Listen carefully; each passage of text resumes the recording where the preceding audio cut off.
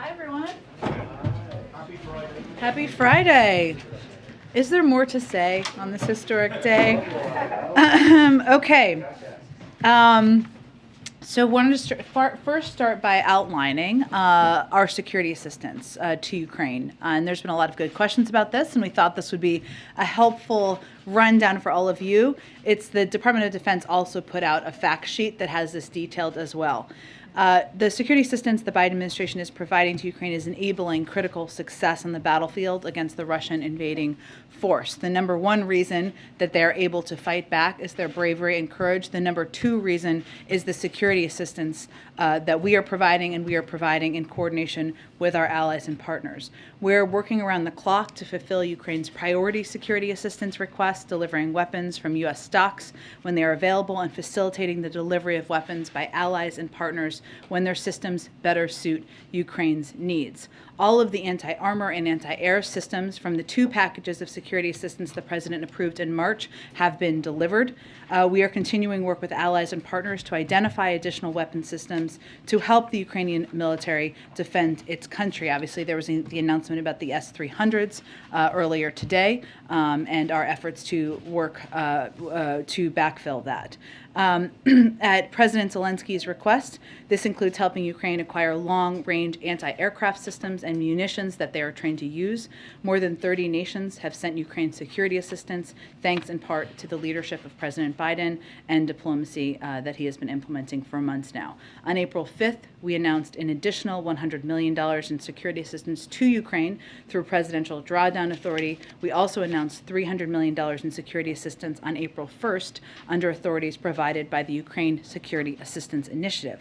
These announcements bring the U.S. commitment to more than $1.7 billion in security assistance since Russia's February 24th invasion and $2.4 billion since the beginning of the administration. I will not read through all of this for you. You can all, of course, read it yourself, and we will provide all of the list to all of you if you did not receive the Department of Defense fact sheet.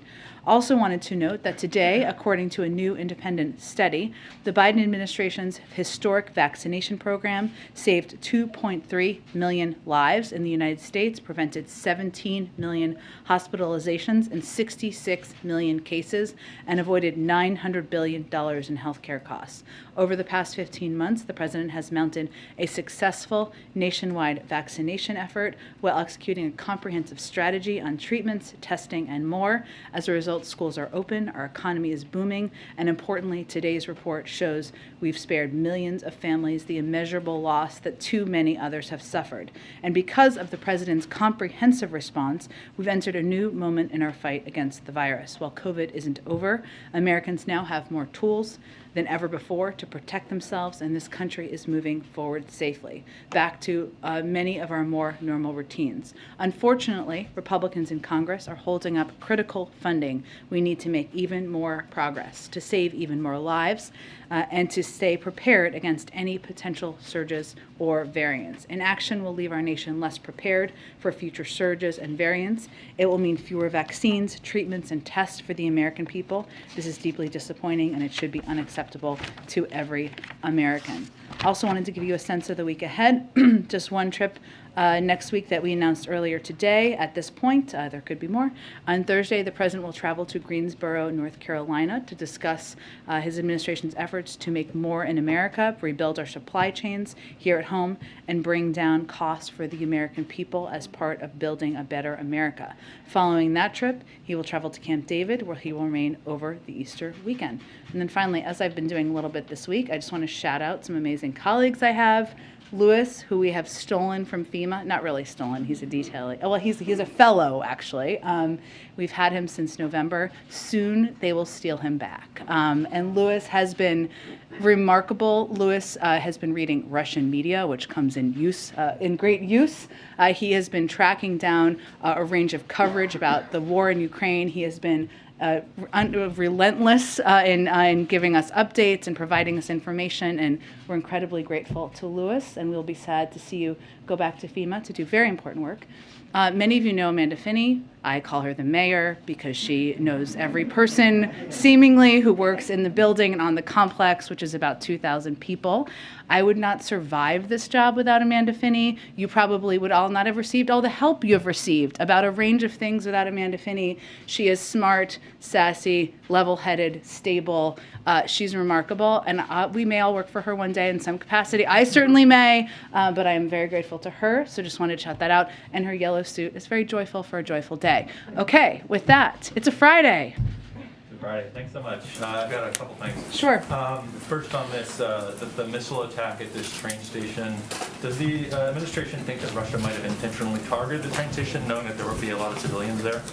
Well, what we've seen over the course of the last 6 weeks or more than that has been what the president himself has characterized as war crimes, which is the intentional targeting of civilians. This is yet another horrific atrocity committed by Russia, striking civilians who are trying to evacuate and reach safety. Where we are now is we're going to support efforts to investigate this attack as we document Russia's actions, hold them accountable, and we will continue to surge security assistance and weapons deliveries to help Ukraine defend their country. Obviously, the targeting of civilians would certainly be a war crime, and we've already called a range of the actions we've seen to date a war crime, but we're going to be supporting efforts to investigate exactly what happened here.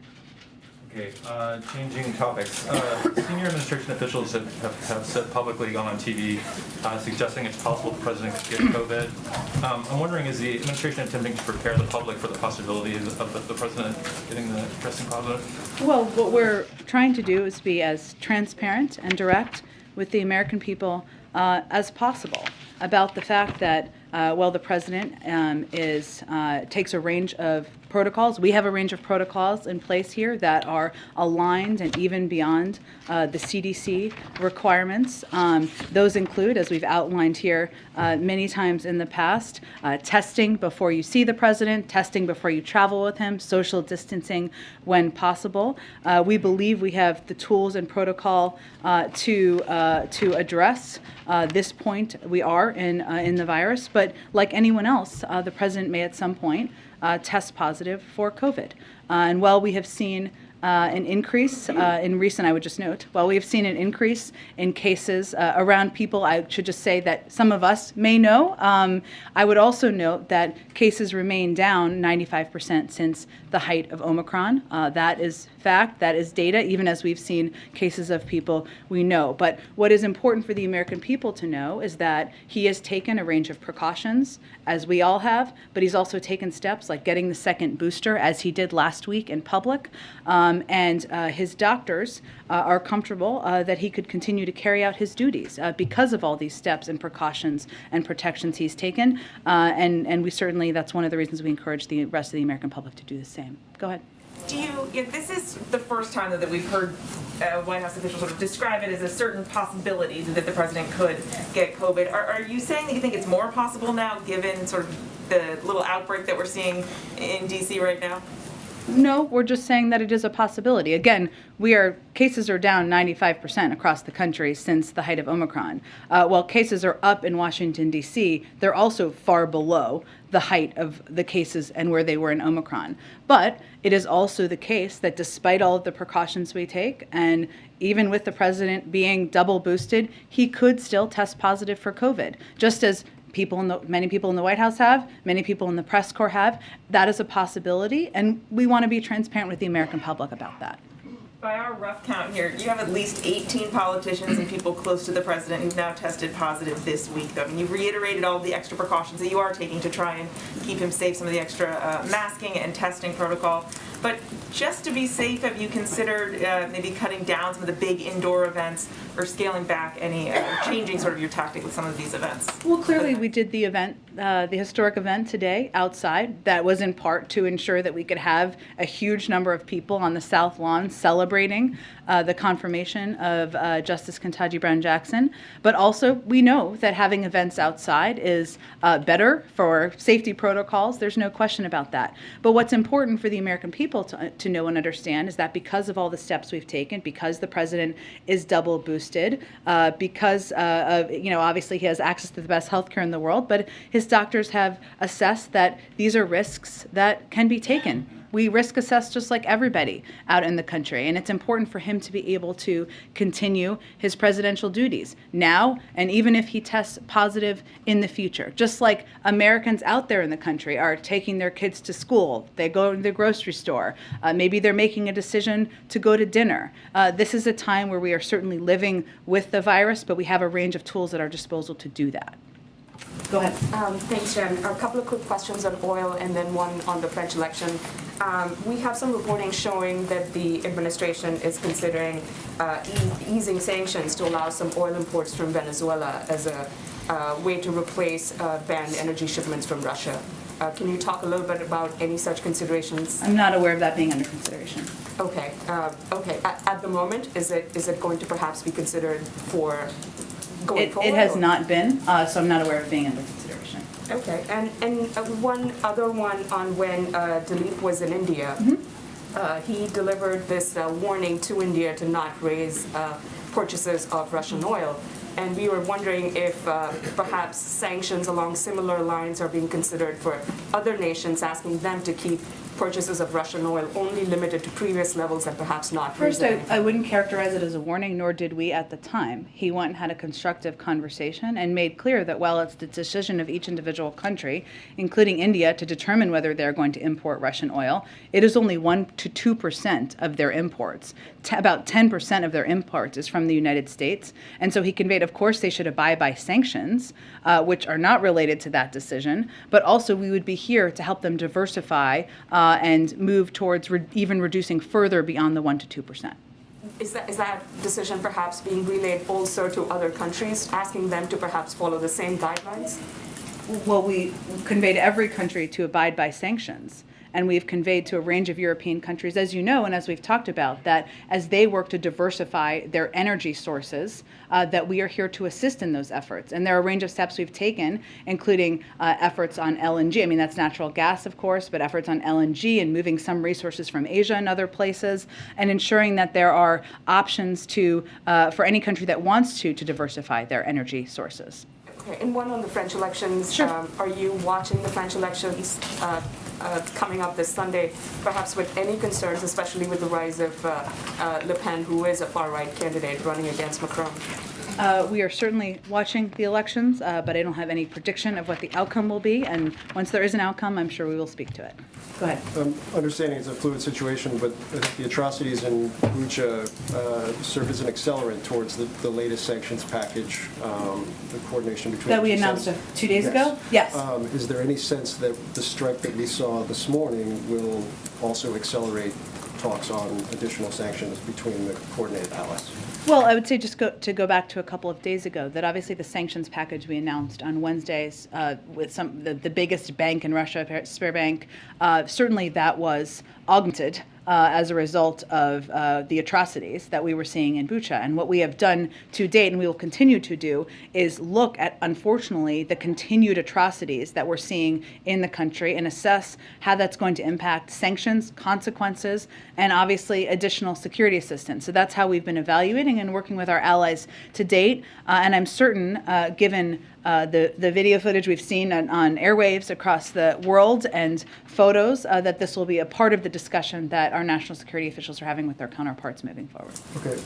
On the S-300, it's been fairly apparent for the last several weeks that was a process that you guys were engaged in. Yeah. I know you are deliberately ambiguous as to some of the other processes that may be taking place, but is it fair to say that there are multiple other tracks that are similarly far down the line for other weapon systems, or how can you characterize how far along you are compared to where you are now with the S-300 on other systems? So, well, one, I mean, part of our objective here, and the S-300s are an example of that, is to see that we can get defensive equipment that Ukrainians are trained on and that we know it can be effective moved to Ukraine. So we are, of course, grateful to Slovakia, and we work closely with Slovakia to also meet their defense needs. And part of our considerations here, as we're looking at the list of requests that the Ukrainians have, is What do we have access to here in the United States? What military equipment do we have access to? There are systems we may not have access to, or we may not even have those systems. So how can we work with countries around the world, like Slovakia, to meet those needs? So there are a range of those conversations happening with our partners and allies at the same time. I will tell you that often it is the preference of these partners and allies not to be public about these conversations, and at times it is the preference of the Ukrainians, and we certainly respect that. There's one final one. It's been a pretty historic 24 hours for the history of the Supreme Court, for the country. We've seen the president speak publicly. Can you talk about, give any color in terms of what he's been like behind the scenes, delivering on a campaign pledge, putting the first African-American woman on the court, how he's been with staff, with the justice, all of that? Sure. I'm going to try not to ugly cry about this day, which we were all doing on the South Lawn. Look, I was with the president before he went out. I was there on time. I didn't run out, as you would have seen. I was with him before when he was doing his final review of his remarks, and what he was reflecting on is, and you saw some of this in his speech, were the number of people, whether it is people who work at the White House, people who are part of his everyday, stewards or others, who have commented to him how significant this moment is, and how, in a place where you are just trying to make it through every day, and every day is history in many ways. History can be heartbreaking, and many days it has been. History can be exhausting, and many days it has been, and history can be joyful. And today was a joyful day in history. And that is certainly how the president was. You saw his granddaughter, Naomi, who he talked about in the speech, come out. She was there also for a brief greet with Justice Jackson beforehand. And he made an effort to also introduce the new Associate Justice to some members of his close staff who just were inspired by the significance of today as well. So I would say there was a deep recognition of this moment of history, a joy in reaching it, and I think we've all been saying to each other in the hallways, no one can steal our sunshine today, because that's how everybody is feeling. Go ahead. Thank you, Jen. To follow up on that, did the president spend any time with the Jackson family before the formal event or afterward? Well, I think as we confirmed, she signed her commission, or he signed her commission, and her family was with her for that. So it was briefly before he came out to do the remarks. Okay, got it. And to follow up on a question from Katie earlier this week about other precautions that the president may or may not be taking, do you know if he is taking any monoclonal antibodies to help prevent catching COVID? Well, Evusheld is for immunocompromised. That would be the preemptive step, and he's not immunocompromised, so he's not taking Evusheld. Is he taking any other medication that might help? Like what? Well, I don't actually know, but that's a great question. Other than the booster, we've heard other people taking other kinds of prophylactics to prevent it. Is he taking anything that you know of? There are not other, this is why I asked, there are not other, Evusheld is obviously one that if you're immunocompromised, is something that has been approved and recommended. Since he is not categorized that way, he isn't taking it. But other than that, the precautions we're taking are, he obviously got the booster when he was eligible last week, and we take additional steps, including testing, socially distanced meetings when possible, as well, in order to protect him as much as possible. Thank you. And then just one more on something that Samantha Power shared. Sure. She said that Russian forces have killed at least 7 journalists in Ukraine in 6 weeks, and that Putin soldiers are killing journalists at an unprecedented rate. Is there any intelligence, any information that Putin is targeting journalists? And do you have any warning that you're sharing with American journalists covering the war? Well, one, we value the role that American journalists and journalists from around the world, that felt like a direction somewhere, so, have played in bringing to light for a lot of people in this country this war, what's happening, the devastation, the horrors. It has a direct impact on people's emotional response in the United States. There's no question about that. We recognize the war of journalists in war zones, of course, and value it. And as you all know, we also work very closely with leaders of news organizations to ensure that they have up-to-date information to keep members of their media organizations safe. It is still a war zone, an active war zone, and we're still conveying that Americans should not be there, right, including journalists. In terms of specific targeting, we knew from the beginning, and we've talked publicly about this, of course, that President Putin and the Russian military was going to target, was intending to target, or could target civilians and others, including journalists could be part of that. But I don't have any new intelligence or anything beyond that. Thank you. Go ahead. Thanks, Jen. Is there a carve-out in CDC regulations for COVID for vice president? Tell me more, Peter. I'm sure this is going somewhere. Let's Well, see. you know, the What do you CDC got for me on a Friday? The CDC says for people exposed to COVID, up to date on their COVID-19 vaccinations, do not go to places where you are unable to wear a well-fitting mask. So why is she here at the White House today giving the new Supreme Court justice a big hug with no mask? You mean when she gave her a hug outside? Yes. She was outside. Does the CDC say that people who are close contact can give people hugs outside? We know, Peter, that outside you can benefit significantly being outside. That's why we had the event outside today. I will tell you that the vice president has been wearing a mask inside. When there was a private greet, they were all wearing masks before they went up. She wasn't wearing a mask yesterday at the Senate? She was playing an important role in confirming or overseeing the confirmation of the first black woman to the Supreme Court. The vast majority, as was on camera, Peter, as was on camera. Let me finish my answer here, because Fox and others, I don't know actually that Fox carried it, but others did, saw that she was socially distanced from people for the vast, vast majority of her time overseeing that confirmation yesterday. So this is not a case of rules for thee, but not for VP.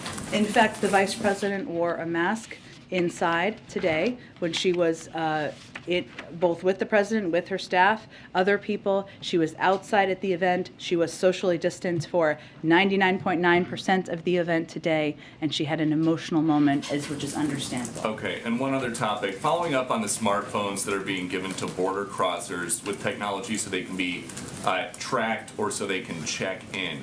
Is there any plan to give free smartphones to U.S. citizens that want them? Should we not be tracking migrants who irregularly cross the border? I'm asking if... Or do you have an alternative suggestion for how they should be tracked? I, unfortunately, have not been asked to make U.S. immigration policy. That's not Today's your moment.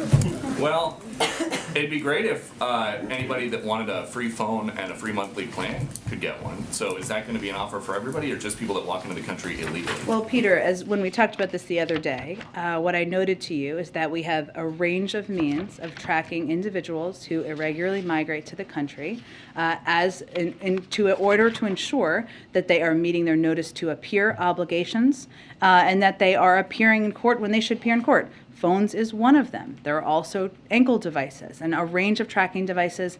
80% of individuals of non-citizens released at the border from DHS custody under prosecutorial discretion have either received a notice to appear or are still within the window to report. So yes, there's telephonic reporting. There is SmartLink, which enables participant monitoring via smartphone. There's the global positioning system. These are the range of means with modern technology that we monitor. Last one on this. Does the president have any plans to figure out what these small towns who are bracing for a major influx in migrants next month need by making his first ever trip to the border?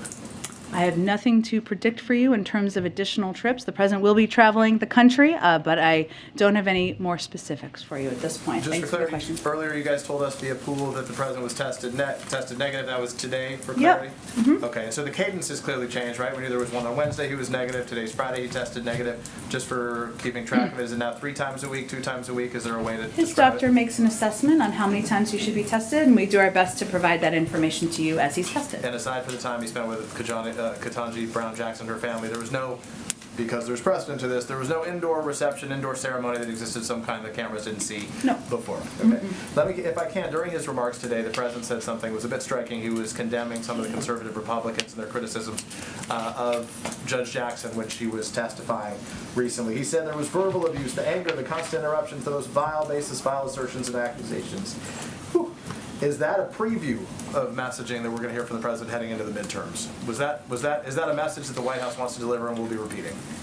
I don't believe that the conduct of senators at a hearing is going to be central to the president's remarks when he's out in out traveling the country, but I think what he was speaking to on a historic day is that, well, Judge Jackson was the picture, now Justice Jackson, was the picture of dignity in her hearings. Some others in the room decided to be the opposite.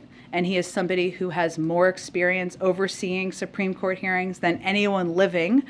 He has overseen them during Republican and Democratic presidents and expects a certain level of conduct, professionalism, and decorum. And that is not what we saw. One-off for today, as opposed to like a central theme that we'll see in terms of contrast.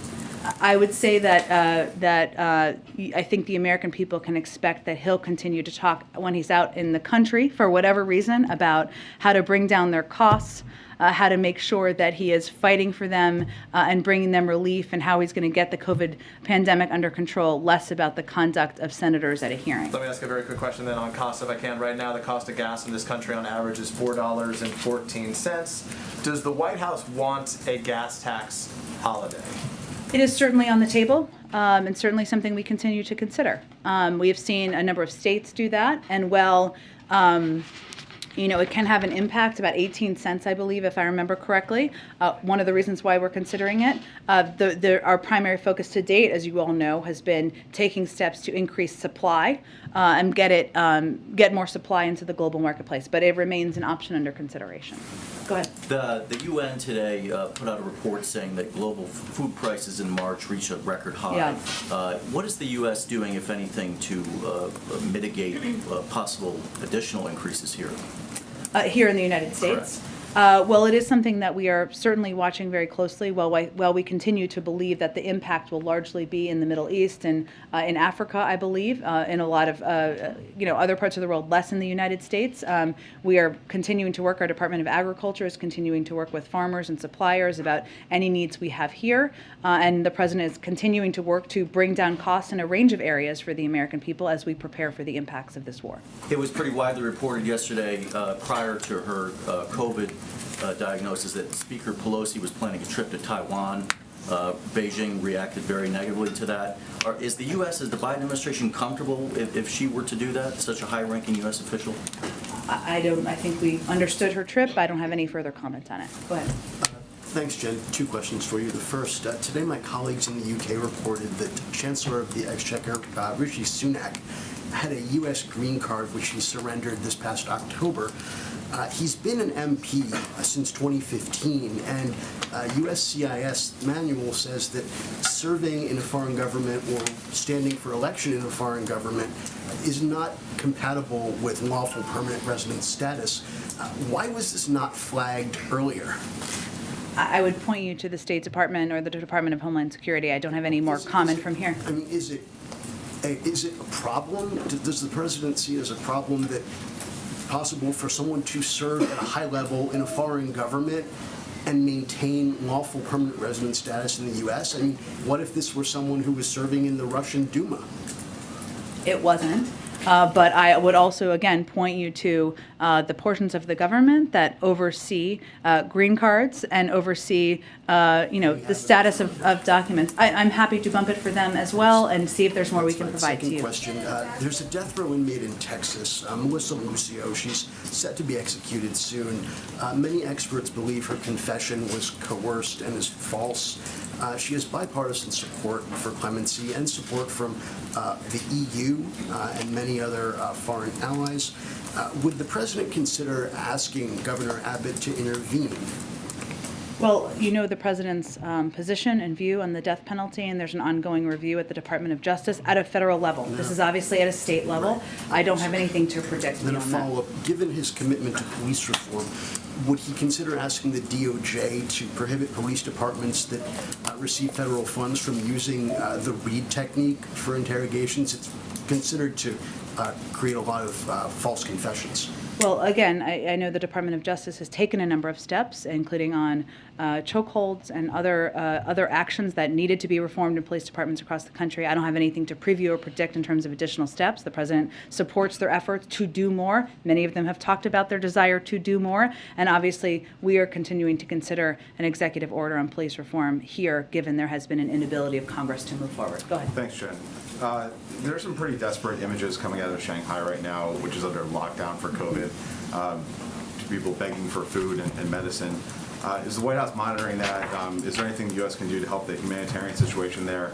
And also on the supply chain front, is the administration aware of any further supply chain snags coming as a result of this, and how are you prepared to address them? Sure. Well, first, on the first part of your question, the State Department is closely monitoring the situation. They are providing consistent updates of the situation on the ground, and will certainly assess with USAID and others if there's additional assistance that could be provided. On the supply chain component, what we know is that the port is continuing to operate normally, and where we're seeing the impacts, which still could have an impact over the course of time, of course, is factories, warehouses, and trucking, where we are seeing shutdowns within the region, which we know could cause delays, especially for air cargo as well.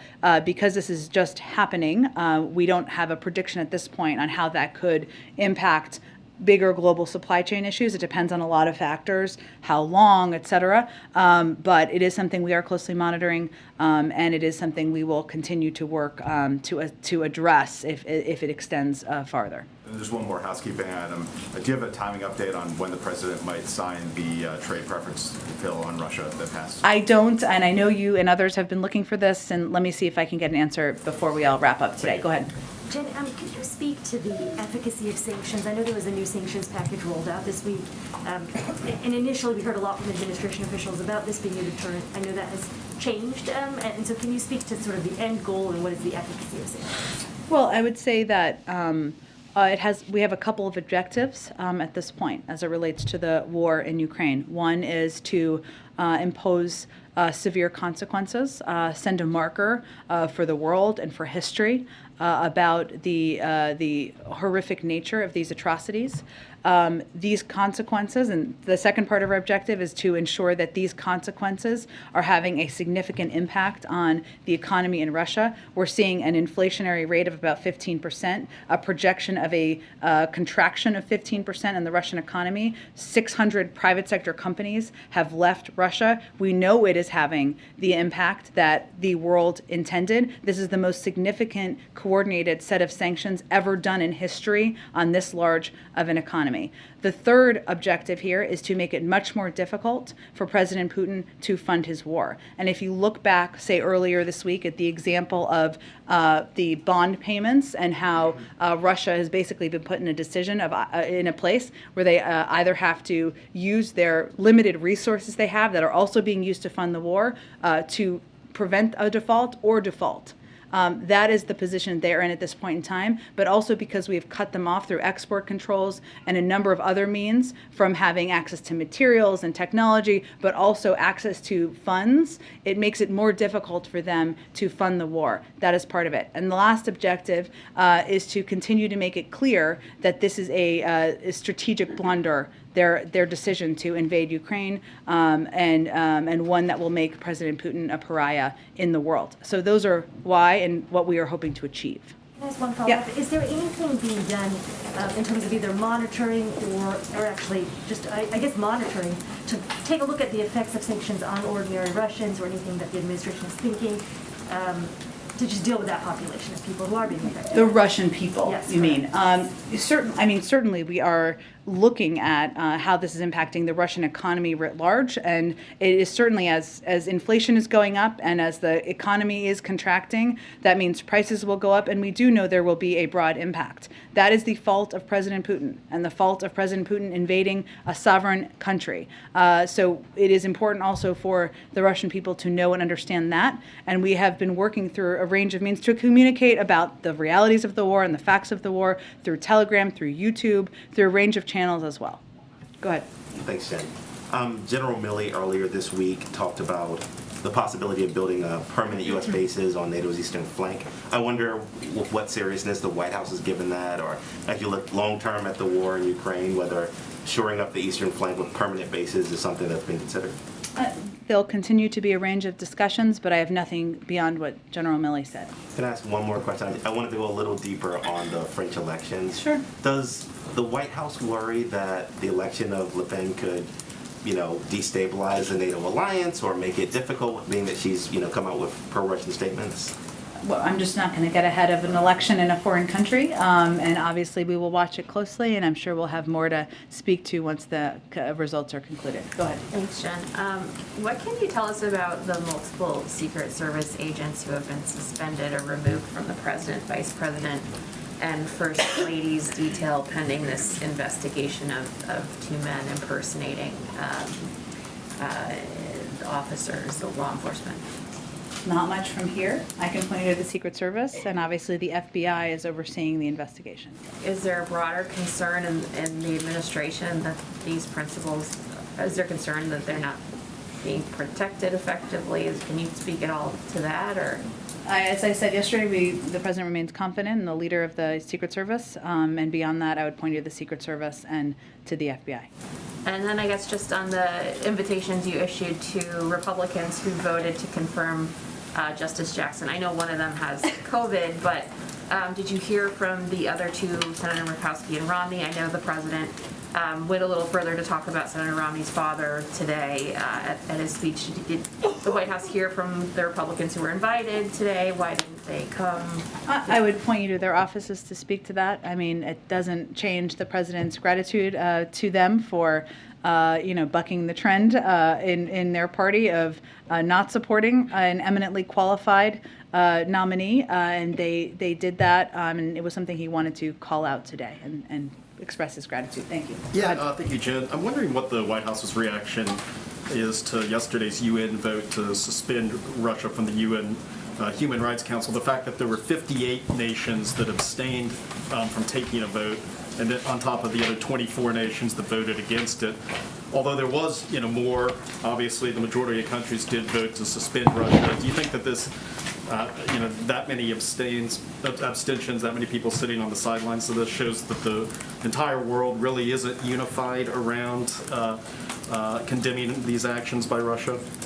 Well, a win required 2/3 present and voting, and that is exactly what happened, and far beyond that. And we know that there were abstentions, and only 24 countries, including North Korea, voted with Russia. But the outcome, which is what is most important to us, is what we wanted, which is Russia has been suspended from the UN Human Rights Council. Suspension, just so everybody knows, somebody asked me this question the other day, but is the only method provided for in the UN resolution that established the Human Rights Council back in 2005. It's the most serious action available. It's only been applied once in history. This is only the second time in history that a country has been kicked out of the UN Human Rights Council. The last example was Libya. So that obviously speaks to the significance. And it also speaks to the fact that the 2/3, more than 2/3 of countries who are members believe that they should not have a leadership role on global human rights as they work to subvert and violate global human rights. This also means that once suspended, Russia will not be able to vote against future actions during subsequent Human Rights Council sessions. And so to us it is significant, only the second time in history, and it speaks to the global outrage in response to these atrocities. But are there any concerns that nearly 60 nations decided not to weigh in on this matter?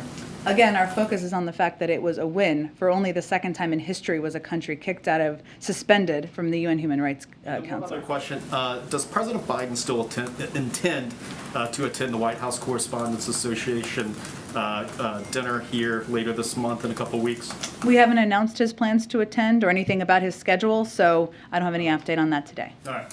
Go ahead, Karen. Thanks, Jen. Just some follow-ups to things that came up. Sure. To follow up on Peter's question about the testing cadence, you guys have told us about negative tests on Monday, Wednesday, Friday. Should we expect that the president would get tested on Sunday, 2 days later? I would say I don't have a prediction of that. His doctor makes an assessment of when he should be tested and how often and what the cadence should be. It's not always exactly the same, and but we will provide information to you when he tests negative. Okay. Or either way, of course. Yes. And to follow up on Katie's question, did the president talk to any of the senators, Romney, Murkowski, and Collins, after their vote yesterday on Ketanji Brown? I don't have any update on that from here. Okay. And when he said he hoped he didn't get them in trouble today, when he referenced them, what did he mean by that? I think he meant he recognizes that the vast majority of the other members of their party voted a different way. Go ahead. Thank you. On India, next week, Secretary of State Blinken and Defense Secretary are hosting their Indian counterparts External Affairs Minister S. Jaishankar and Defense Minister Rajnath Singh for the first India-US 2+2 dialogue under this administration. What is President's message to the meeting? What is expectations? Is he sending any concrete ideas to this meeting as well? President Biden believes our partnership with India is one of the most important relationships we have in the world. As you know, he met with Prime Minister Modi and other Quad leaders in March. He expects that at this 2+2, Secretary Blinken and Secretary Austin will continue driving forward our work with India and our shared goals in the Indo-Pacific region and around the world. We also believe both sides will continue our close consultations on the consequences of President Putin's brutal war against Ukraine and mitigating the impact by addressing energy and food prices. Obviously, it could cover a range of topics, so we expect that to be a central one. And secondly, given the U.S. frustrating experience it is having in the UN Security Council, where one country is coming out and vetoing all the issues related to Ukraine, what is President's thoughts on the reforms in the UN Security Council itself? Well, I know a question has been asked about whether Russia could be kicked out of being a permanent member. We don't anticipate that happening. But obviously the step taken yesterday to suspend Russia from the UN Human Rights Council is an indication of the global response and horror at the atrocities we've seen happen on the ground in Ukraine. But beyond that, I don't have any other predictions of reforms. Should there be individual veto or group veto inside the Security Council? Again, I understand your questions, but I don't have any predictions or calls for that at this point in time. Go ahead, Francesca. Okay, we'll just do a few more. Go ahead. Thanks, Jen. Since his State of the Union address, the president has only made a handful of domestic trips. We've talked in here before about how he'd like to get back into the community and have a chance to interact with the American people. Is the current COVID wave getting in the way of his travel plans? No, I expect he's going to travel a bunch in the next few weeks. Okay, and you had mentioned that you will be going to North Carolina, and you didn't have too much more to add on that. But might the president, while he's in Greensboro, be visiting one of the area's two historically black colleges and universities? I don't have more details at this point in time. As they get finalized, I'm sure we'll share them with all of you. Go ahead. Thanks, Jen. I have a two-part question on student loans. Yep. Last year, President Biden directed the Department of Education to create a report on whether he has presidential authority to unilaterally do a broad cancellation of debt. I don't believe that's ever been made public, and as you're looking at loan extensions or loan pause extensions, can we anticipate seeing a release of that report? And secondly, as you've talked about how the president wants to lower costs for Americans. Borrowers have expressed stress, anxiety about these short-term extensions. What's your message to them? I think our message to them is that not a single person has paid a dime on their student loans since the president took office. And he has continued to evaluate and assess with the Department of Education and other policymakers in the administration what the needs are to lower costs for people, including people who have student loans and do feel stressed, even as the economy is continuing to recover, but as we see costs too high in some areas. On the first question, I don't have any update on that. I would tell you that if Congress were to send him a bill to cancel his $10,000 in student loans, in student debt, he'd be happy to sign it. Go ahead. Last one. Go ahead. Thank you. Well, Rachel Wallace, who was the general counsel of the Science Office, who the White House found had been bullied by Dr. Lander, has been told that she will not be getting her job back as general counsel. Why? I'm not aware of this personnel update. I'd have to check on it. I'm happy to do that, and we will get you back a comment. Then a follow-up. Yesterday you said, when asked about Vice President Harris's and the mask at the Senate, you said that she would follow CDC protocols at the event today. CDC protocols clearly say you should be wearing a mask. Doesn't distinguish between outside and inside. So why didn't she wear a mask? And she was socially distanced for the vast majority of the event today. She was standing next to the president. About 6 feet away. Thanks, everyone. Thank you, everyone. You're on,